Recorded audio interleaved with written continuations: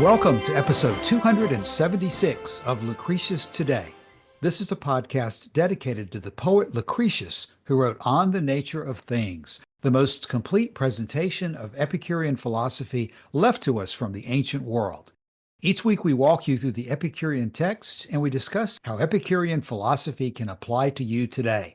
If you find the Epicurean worldview attractive, we invite you to join us in the study of Epicurus at epicureanfriends.com, where we discuss this and all of our podcast episodes.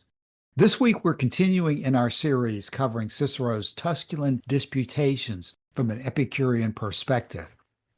Last week, we spent most of the episode discussing the issue of motion and how Plato had suggested that motion was not a property of the elements or the atoms, and that a divine being generated motion separate from them, which is indicating that motion is an argument that there exists a divine force over and above the matter of this world that puts it in motion and keeps it in motion and moves it in particular directions. That, of course, not being the position of Epicurus, who holds that weight is the word that Epicurus uses, is a property of the atoms themselves and not something that is enforced on them from any outside influence beyond themselves. Epicurus and Lucretius talk about, of course, the atoms colliding and their motions being affected by collisions. But there's no inference in Epicurean philosophy that there's an outside force that attracts or repels, such as would be a force that would have to come from some other thing that is outside or above nature. Now, last week we did read partially through section 24, but there's a number of really important issues that we did not have time to address last week. Those issues are going to boil down to Cicero talking about that if pain and pleasure were the only aspects of life that were significant, that would not separate us from the beasts. Cicero then elaborates that Plato had suggested that our souls pre-existed before we were born, and of course will continue to exist after we're dead. And so we'll discuss what's known as the Meno paradox today. And then we'll also touch on Plato's assertion that if a thing is not eternal, it is not really real. So those are some major issues and really representative of what we're doing in going through Tusculan Disputations. We're not particularly interested in Cicero's own views, but we are getting a lot of commentary from Cicero that allows us to put Epicurus's views in perspective. And often we see Cicero arguing against Epicurus's views, and we can learn a lot about Epicurus's views through this process. So at this point, let's refresh our memory as to what Cicero had to say in section 24. Well then, I appeal to you if the arguments which prove that there is something divine in the souls of men are not equally strong. But if I could account for the origin of these divine properties, then I might also be able to explain how they might cease to exist. For I think I can account for the manner in which the blood and bile and phlegm and bones and nerves and veins and all the limbs and the shape of the whole body were put together and made. Aye, and even as to the soul itself, were there nothing more in it than a principle of life, then the life of a man might be put upon the same footing as that of a vine or any other tree, and accounted for as caused by nature. For these things, as we say, live. Besides, if desires and aversions were all that belonged to the soul, it would have them only in common with the beasts. But it has in the first place memory, and that too so infinite as to recollect an absolute countless number of circumstances, which Plato will have to be a recollection of a former life. For in that book, which is inscribed Meno, Socrates asks a child some questions in geometry with reference to measuring a square. His answers are such as a child would make, and yet the questions are so easy that while answering them one by one, he comes to the same point as if he had learned geometry. From whence Socrates would infer that learning is nothing more than recollection. And this topic he explains more accurately in the discourse which he held the very day he died. For he there asserts that anyone who, seeming to be entirely illiterate, is yet able to answer a question well that is proposed to him, does in so doing manifestly show that he is not learning it then, but recollecting it by his memory. Nor is it to be accounted for in any other way how children come to have notions of so many and such important things as are implanted and as it were sealed up in their minds, which the Greeks called ignoi, unless the soul, before it entered the body, had been well stored with knowledge. As it had no existence at all, for this is the invariable doctrine of Plato, who will not admit anything to have a real existence which has a beginning and an end, and who thinks that that alone does really exist, which is of such a character as what he calls idea and we call species. Therefore, being shut up in the body, it could not, while in the body, discover what it knows, but it knew it before and brought the knowledge with it, so that we are no longer surprised at its extensive and multifarious knowledge. Nor does the soul clearly discover its ideas at its first resort to this abode to which it is so unaccustomed, and which is in so disturbed a state. But after having refreshed and recollected itself, it then by its memory recovers them, and therefore to learn implies nothing more than to recollect.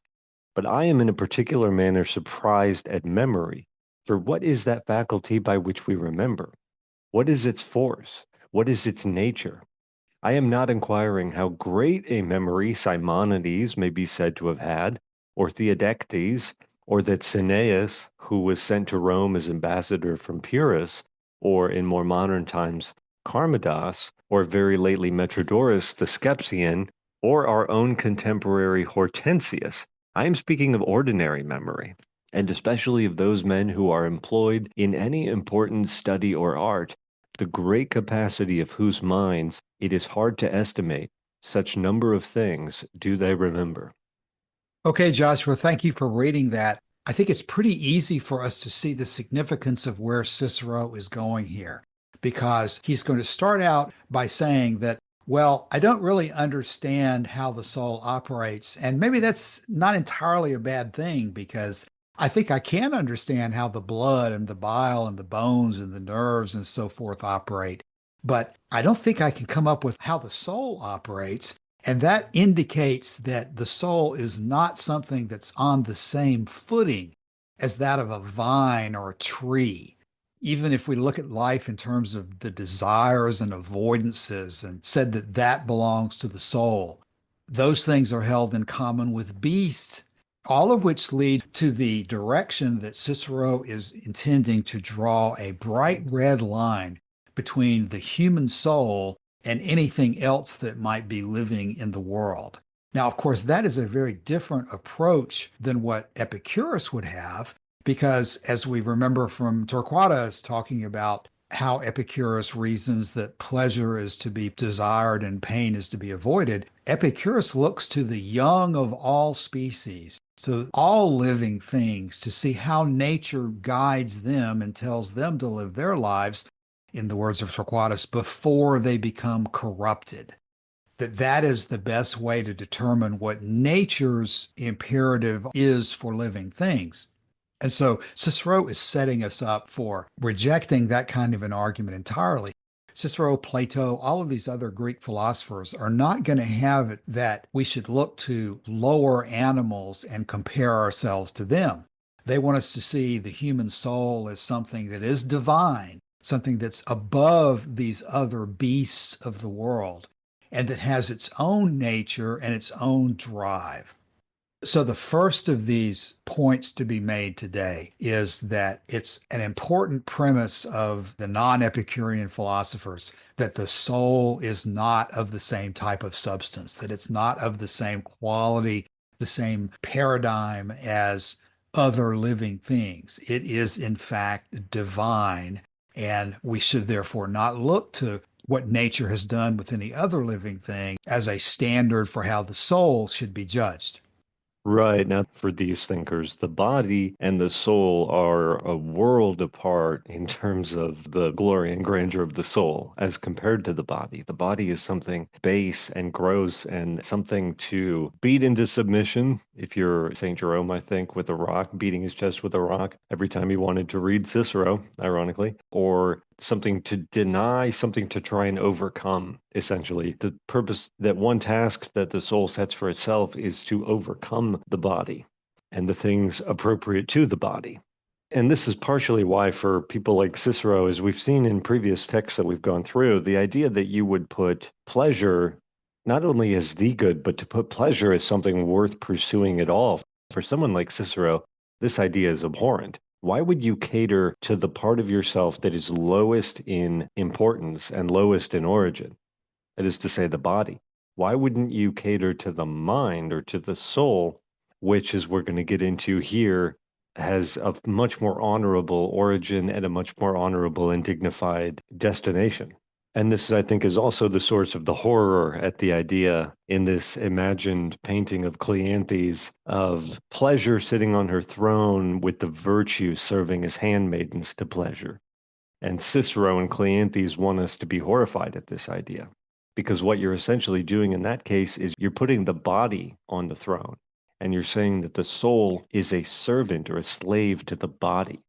And for someone like Cicero, this is putting the cart very much before the horse. You have got this absolutely the wrong way round. The body serves the needs of the soul and not the other way around, and usually gets in the way of the soul, even when it's trying to serve those needs. Right. We're seeing that continuously through this, that Cicero is deprecating the body and elevating the soul above it in every way he can think of. Now, as he proceeds in this argument in 24, the way he thinks of to carry the argument forward strikes me as particularly unimpressive, because the first thing that he wants to talk about that distinguishes the human soul from the other animals is memory. Now, I don't know what world Cicero was living in, but I have no problem observing cats, dogs, other animals remembering what time of day they're going to be fed, remembering how they're going to be fed, where they're going to be fed, remembering all sorts of things. For some reason, it comes to my mind thinking of the different dog tournaments where you run your dog through a maze and a series of obstacles, and the trainer leads them through that in a way that indicates that the dog has remembered in the past how it operates. So I don't know that it strikes me as particularly impressive that memory distinguishes the human soul from other animals, but that's the direction that Cicero is going to take this argument. And he's going to do it by talking about the Platonic paradox of Meno, which, as Cicero describes, Socrates asks a child some questions in geometry. And what Socrates does is lead the child through the answers in a way that makes it look like the child has come up with the answers himself. And it gives Socrates an ability to argue that, well, how could this child have known anything about geometry before we just started talking? And so this is an illustration, according to Plato, of how the soul pre-existed the birth of the child, and the child is actually remembering or recollecting geometry from a past life in which he knew geometry. Now, that I think strikes a number of us as being relatively absurd, but it shows the depth of argument that these anti-Epicurean philosophers had gone in attempting to distinguish the soul from the rest of life. I don't think most of us have any concern about the idea that the cat or dog or lion or tiger or other animal that we come into contact with probably did not exist before he was born. But these philosophers who want to argue that the human soul is divine realize that that's not good enough in terms of humans. If we're going to say that humanity and the soul is divine, then we had better find a way in which the human soul did not begin to exist when it was born or ceases to exist when it dies. And so Plato comes up with this argument to try to support his position that the soul is in fact immortal. Yeah, I want to come back to this Socratic method of asking children about cubes and so forth, because we still see this today. I want to get into that because I think there's something important I need to say there. This is from Wikipedia, the section dealing with this paradox about knowledge. And in this section, Meno says this: "And how will you inquire, Socrates, into that which you do not know? What will you put forth as the subject of inquiry? And if you find what you want, how will you ever know that this is the thing which you did not know?" And Socrates agrees with the question and answers and states it this way. He says, "A man cannot inquire either about that which he knows or about that which he does not know. For if he knows, he has no need to inquire. And if not, he cannot, because he does not know what he needs to inquire about," essentially is what he's saying. For he does not know the very subject about which he is to inquire. So it sets up this problem in knowledge and about learning. And it ties into this question of recollecting, right? The soul, through this process of Socratic questioning, the soul is able to recollect knowledge that it didn't know that it had. Yeah, Joshua, it's solving a couple of different problems for them at the same time. I introduced this by pointing out how it helps them argue that the soul is divine and is above the body. But it also deals with issues of epistemology, which is what you're talking about now, in terms of how do you know anything at all? Well, in the Platonic worldview, there's this realm of ideas, as you mentioned from this section of Socrates, and the only thing that has true reality are these ideas. So, this issue of the soul pre-existing birth connects it with these ideas because in this never, never land of living before you're born, you're surrounded by these ideas. You don't have the body interfering with you and preventing you from understanding them totally and clearly.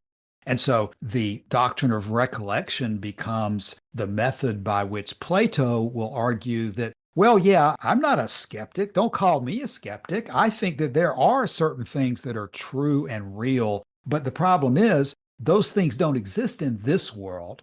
And so I am skeptical about things in this world. But in the world of true ideas, I am not a skeptic whatsoever.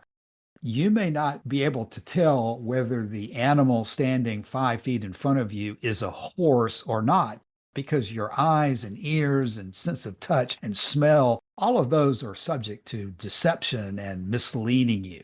So you'll never know whether that animal 5 feet in front of you is a horse, but you can know with absolute certainty, divine certainty, that horses exist as an idea in this world of ideas. And that you can be certain about.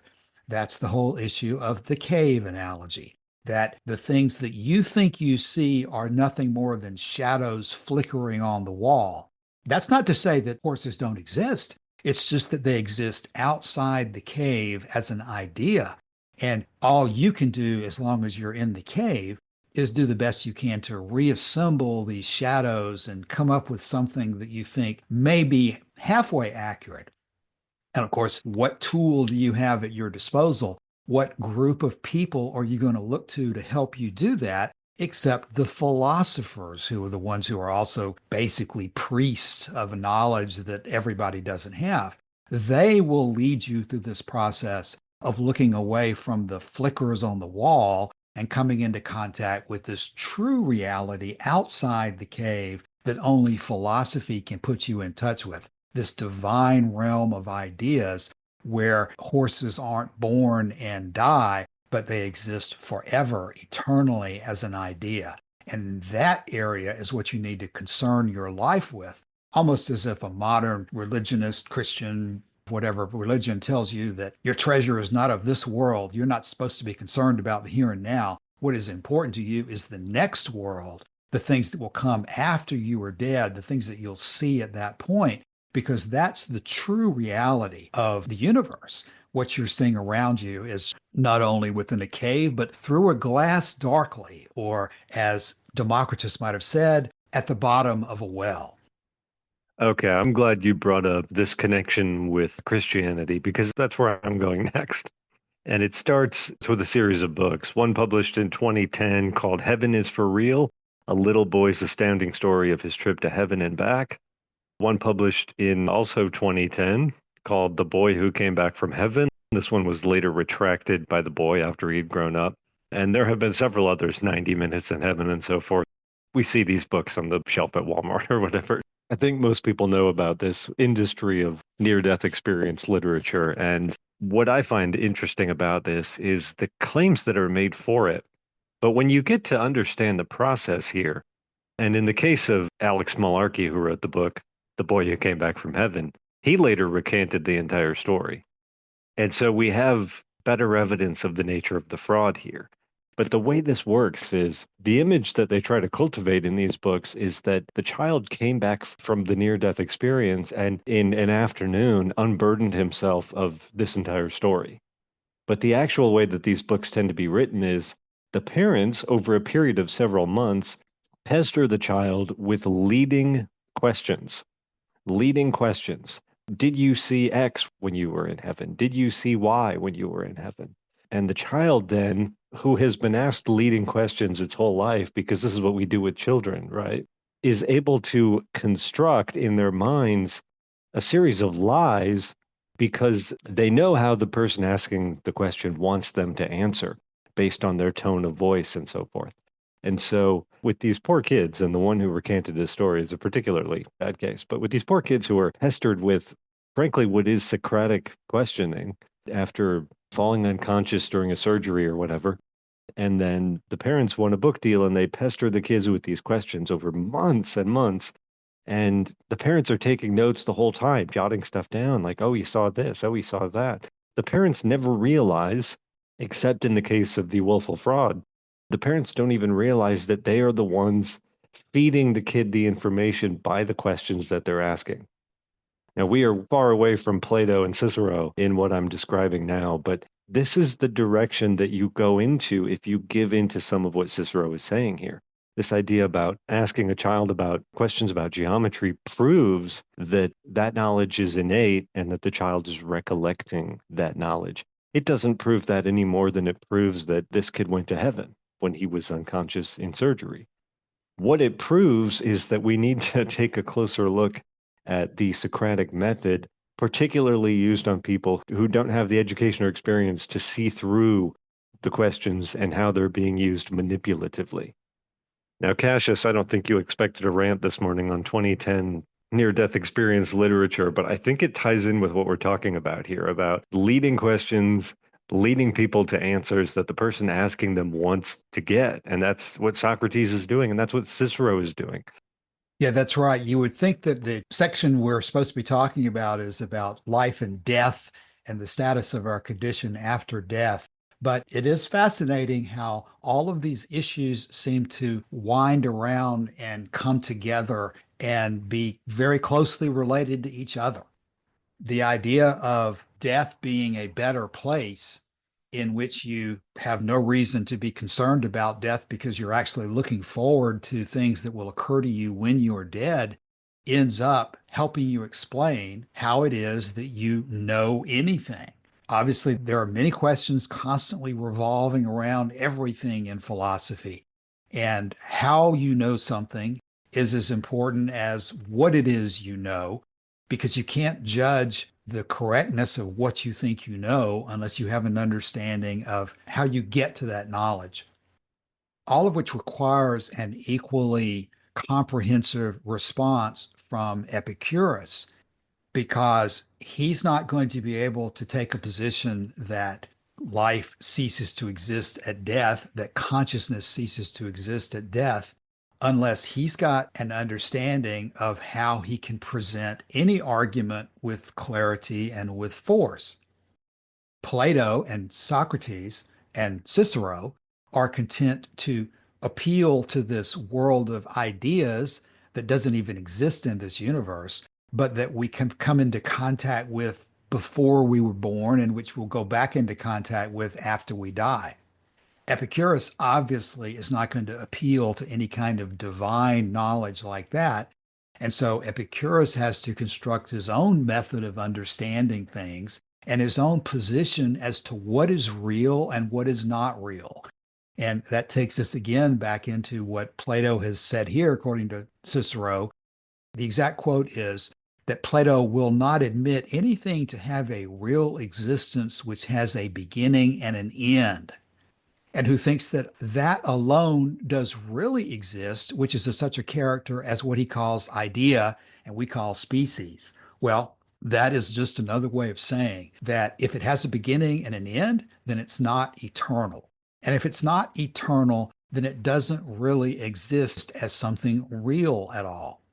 Epicurus's response to that is that absolutely we think that there are certain things that are real, but we do not require our reality to be eternal. Just because something has a beginning and an end, just because Mount Vesuvius had a beginning, does not mean that Mount Vesuvius is not real. The idea of suggesting that the things we see around us are not really real is as profoundly damaging as suggesting that this life is not real and that the only thing real is what you're going to experience after death. The reality of the things that we deal with, the reality of our bodies, our existences, our minds as real things, even though they are not eternal, is of the greatest importance to establish.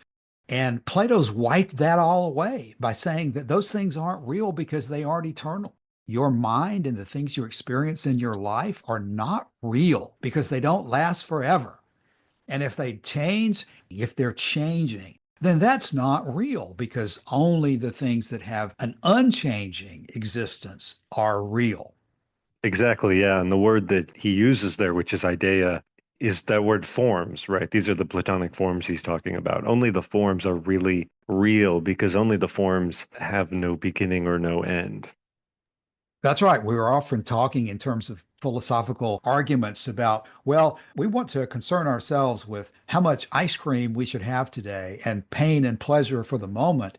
Otherwise, everybody else agrees on other important things, but we don't seem to agree on whether pleasure is important or not. Well, it's true that we don't agree on whether pleasure is important or not, but it's pretty darn important to understand that these guys are saying that you aren't real, that Joshua is not real, that the people on this podcast, the people listening to this podcast, well, of course, they will say that you have an eternal soul, and therefore that makes your soul real.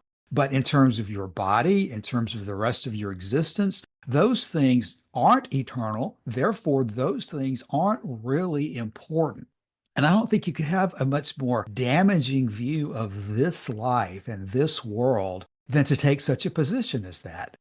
That's why it's so important to get back into the background of these philosophers, including the Stoics.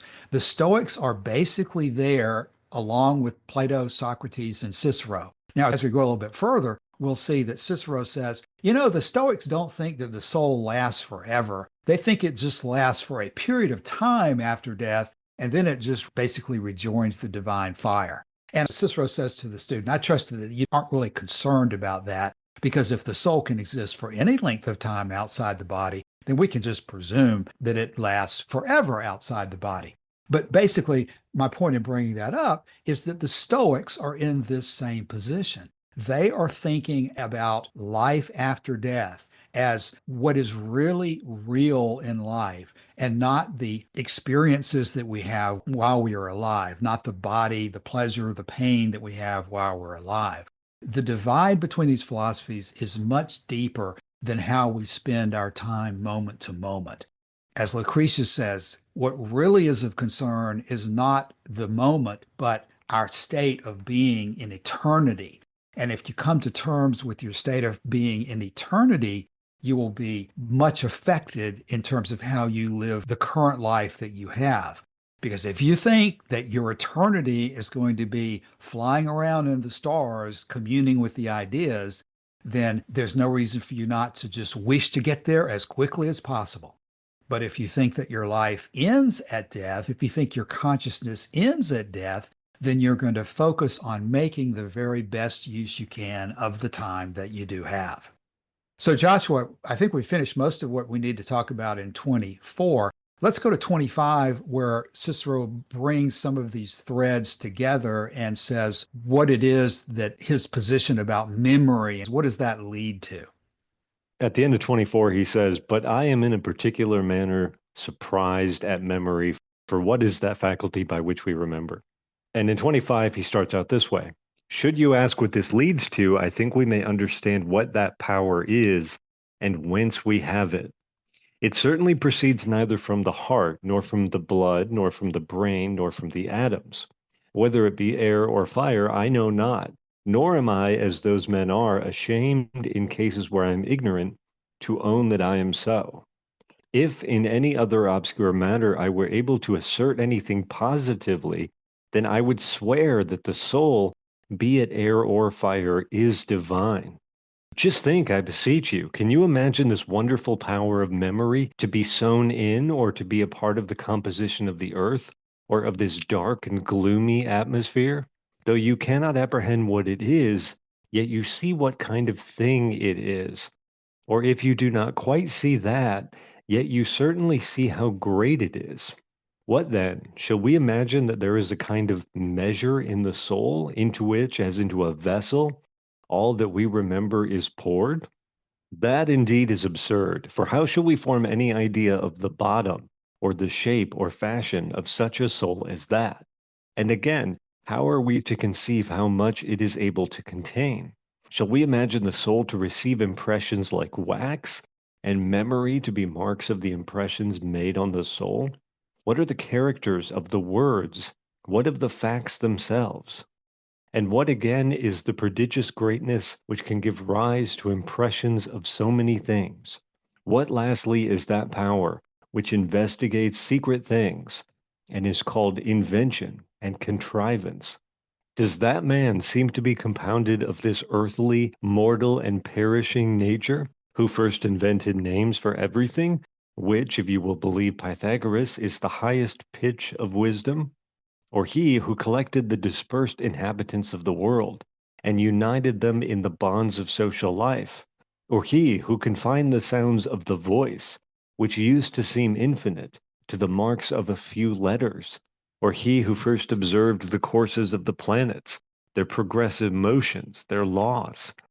These were all great men, but they were greater still who invented food and raiment and houses, who introduced civilization among us and armed us against the wild beasts, by whom we were made sociable and polished, and so proceeded from the necessaries of life to its embellishments. For we have provided great entertainment for the ears by inventing and modulating the variety and nature of sounds. We have learned to survey the stars, not only those that are fixed, but also those which are improperly called wandering, in other words, the planets. And the man who has acquainted himself with all their revolutions and motions is fairly considered to have a soul resembling the soul of that being who has created those stars in the heavens. For when Archimedes described in a sphere the motions of the moon, sun, and 5 planets, he did the very same thing as Plato's God in his Timaeus, who made the world, causing one revolution to adjust motions differing as much as possible in their slowness and velocity. Now, allowing that what we see in the world could not be affected without a god, Archimedes could not have imitated the same motions in his sphere without a divine soul. This reference to a sphere is, I believe, a reference to an armillary sphere, not necessarily invented by Archimedes. I know they were in use in the museum and library in Alexandria, but it's a model of the local cosmos, essentially, with the Earth at the center, and then a framework of rings that represent lines of celestial longitude and latitude, and stars and planets and so forth moving about in this little space. Right, Joshua. Now, to put some perspective on this paragraph and drop back for a second to the beginning of it, as I read this, he's doing two separate things. He's starting out by listing a couple of things that the soul is not analogous to and that we cannot compare the soul to. And then he's following up with some references to what we should compare the soul to. Now, as I was reading it, I found it interesting that two of the things that he says we should not compare the soul to are analogies that I think we do see in other philosophers. The first analogy that he denounces is the idea of the soul as a vessel. My mind is immediately pulled back to the beginning of Book 6 of Lucretius, where Lucretius is talking about life as a vessel. to be patched so that it can then be filled. Well, Cicero is saying here, don't think about your soul in terms of a vessel, because how could it have a bottom? Or how could it have any kind of shape? Or how could we determine how much it could contain? He's saying, don't look to that vessel analogy. And while I would not claim that's a direct reference to Epicurus, I think it is interesting that Lucretius uses the vessel analogy as a valid analogy to our lives. And then Cicero says, don't compare the soul to a wax tablet. Now, again, I don't know Aristotle well enough to know whether that would be a reference to anything over there. But I've always understood Aristotle is identified with the blank slate idea of the soul, and that when you're born, you are born as a blank slate. I don't know whether that applies here or not, but Cicero is saying, don't think of your soul as a tablet that has a wax surface waiting to receive impressions. What you should think of your soul being, according to Cicero, is how divine it is. And he lists Pythagoras talking about delivery of language, names to humanity, which Pythagoras thinks is the highest pitch of wisdom. He also mentions those who taught men how to pursue food and clothing and houses and introduced civilization.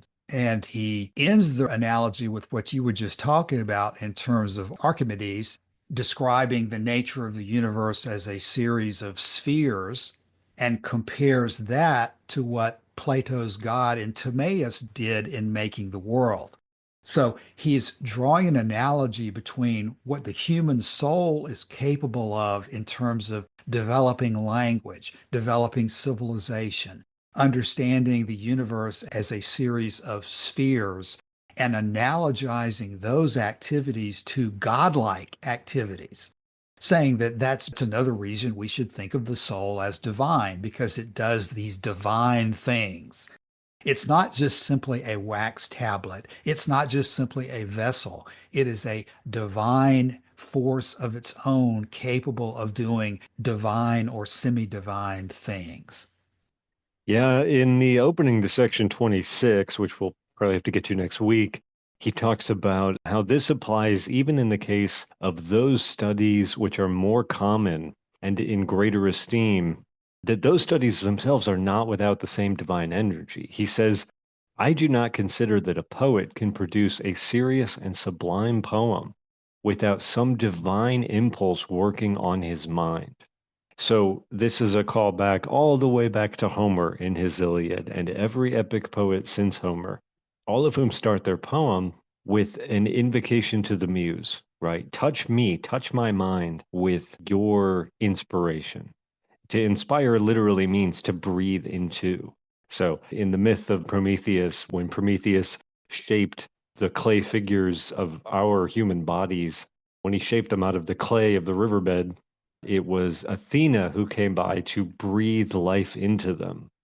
And what Cicero is saying here, it seems like, is without some divine impulse of that kind working on the poet's mind, the poet could not produce a serious and sublime poem.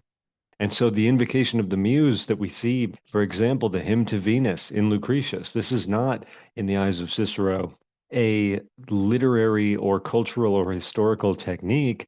This is a literal appeal to the divine to transmit to the poet some of its own spark, some of its own energy. And Cicero sees this in all aspects of human society, because he cites above in section 24, he says, "What lastly is that power which investigates secret things and is called invention and contrivance?"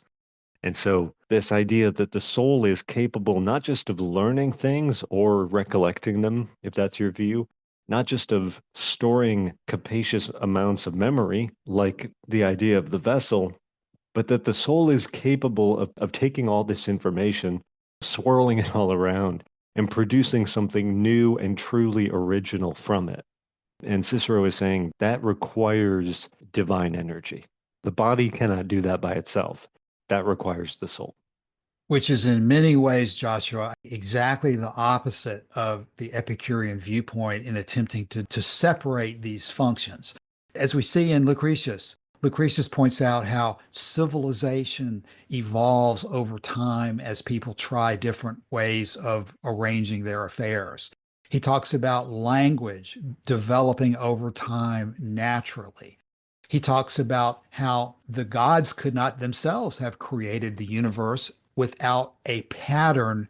And of course, what Lucretius is always going back to is that it is nature that supplies this pattern. It is nature that gives us the experiences which our reasoning minds, through pain and pleasure and the experiences of our lives, we assemble ourselves without any kind of divine intervention or divine handing down of these things from the gods. In essence, I think that's where the rubber meets the road of this divergence, is that Cicero is trying to say that civilization, language, the beauty of the spheres and so forth has to be divine. And that is why we can tell that our souls participate in that divinity. But Lucretius, Epicurus come from the position that everything is natural, and that while we can, in our minds, construct poetry and construct allusions to Venus and think about things in ways that emphasize their beauty to us, the truth is that we are always doing those things ourselves. We are not communing with a divine power that is supernaturally implanting these things into our minds. And in that regard, I think there's an analogy here between these people who, whether they are Stoics or Platonists or Aristotelians and have different ideas of divinity, whether they give it the name of Zeus or whether they think it's a prime mover or whether they're just, in a word, pantheistic, if they think that the universe itself is a god, and they say, oh, we're not concerned about the name of the god, we're not concerned if it's Zeus or not, but the universe is God. The issue ultimately becomes, is there a supernatural force, regardless of the name that you give it? If you think that the world and the universe at large is God, the question goes back to what Epicurus raises when he tells us what to believe about a God as being a blessed and imperishable being. If you think that a God is an initiator of supernatural influences, then it's not quite so important what name you give to the God as it is to realize that by thinking that there is a supernatural force of whatever name from which these things derive, then you haven't broken free of this religious attitude that says that there's more to the universe than the atoms moving through the void and the bodies that those atoms form. As long as you're reserving this idea that there's an external force that has nothing to do with the atoms in the void, that arranges the movements of the atoms in the void, that gives them movement, that directs their movement, then you're basically back into this intelligent design perspective just from another name.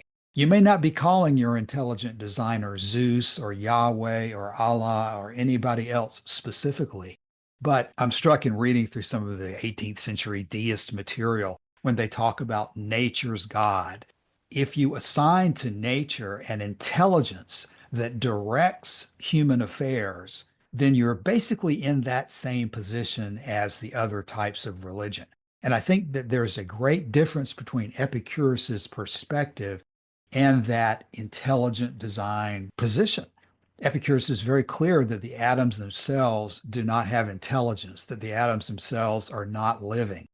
As you're fond of quoting, Joshua, from DeWitt, DeWitt makes the point that a non-purposive nature has evolved a purposive being, in the sense that nature had no intention of creating humanity, but through nature, humanity has been created, and we ourselves have purposes and values and things that we pursue, even though nature itself did not give us those directions in words and in specificity. Nature has given us pleasure and pain from which we derive our purposes and construct our purposes, but that's not the same thing at all as looking upon nature as an intelligent God who has set all of this in motion for your benefit, and that presumably or possibly will provide for the existence of your soul to continue after death.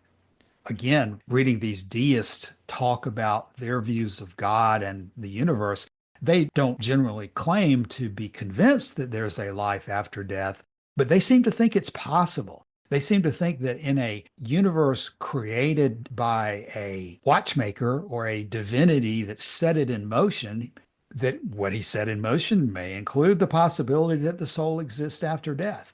So, in wrapping together what I'm saying here in regard to Cicero's analogies, Cicero, Plato, Aristotle definitely analogize God as some being who has an intelligence and wisdom, who is ordering everything and designing everything to occur as it has occurred. Epicurus rejects all of that and says that it happens naturally and that our lives are better off if we come to terms with that understanding and make our choices and live our lives consistent with that view of the universe. And bringing this back to the way Section 25 closed, Cicero said, now allowing that what we see in the world could not be affected without a God, Archimedes could not have imitated the same motion in his sphere without a divine soul. The analogy, the parallel between Archimedes versus the prime mover God of Plato is that they are initiating these motions, they are initiating these designs. They are the source of the intelligent movement in a particular direction to this purpose in life. And that's something that simply does not exist and cannot exist in Epicurean philosophy and leads to profound differences in the way that you're going to spend the time that is available to you. Okay, so we've just about come to the end of our episode today. Joshua, any final thoughts?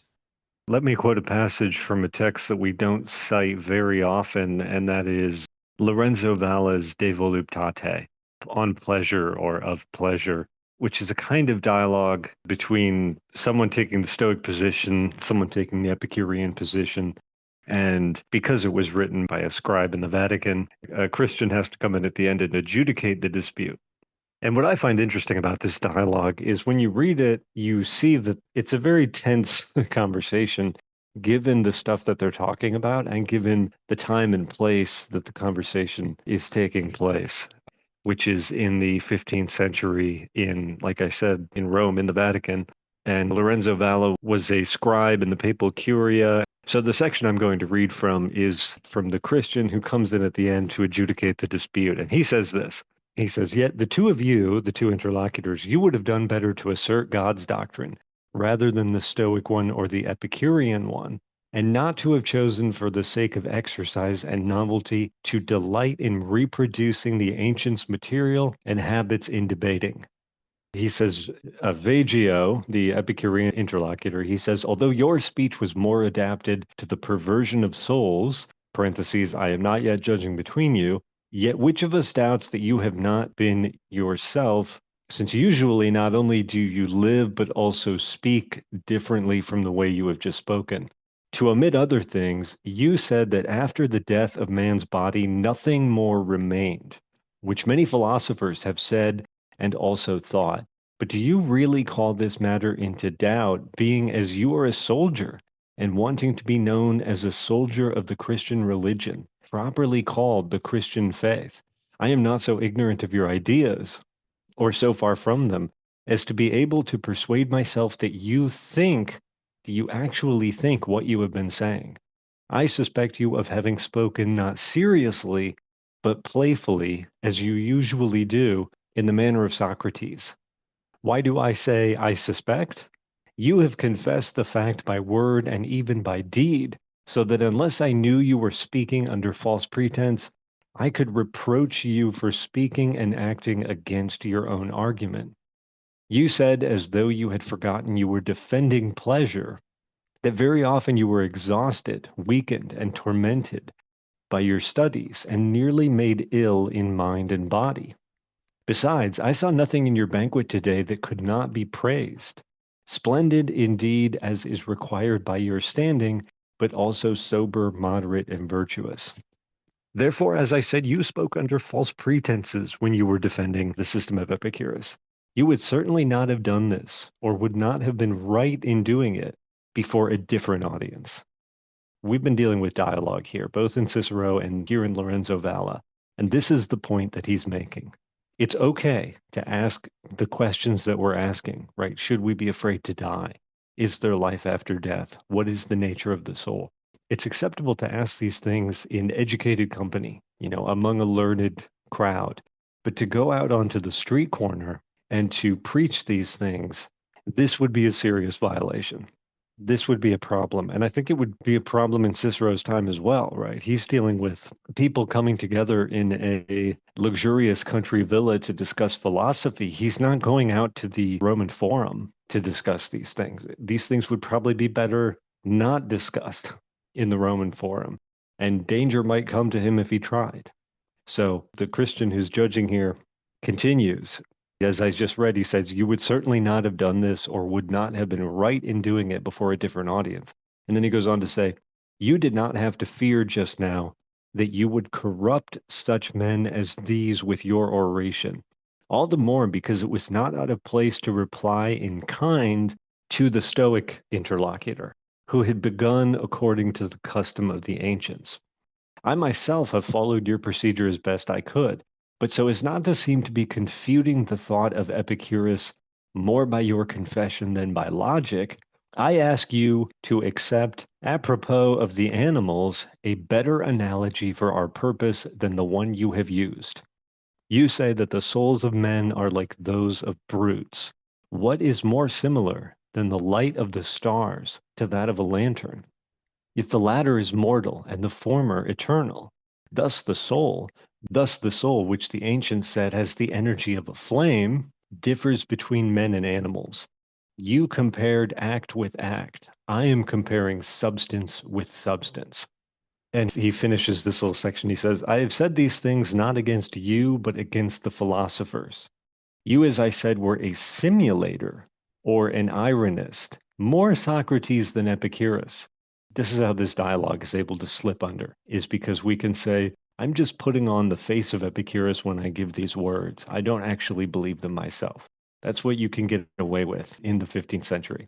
Lorenzo Valla was later persecuted for this and other reasons. But even in such a time as that, we have conversations very similar to the conversation that Cicero is having in his Tusculan villa, and conversations that, Cassius, you and I are having today.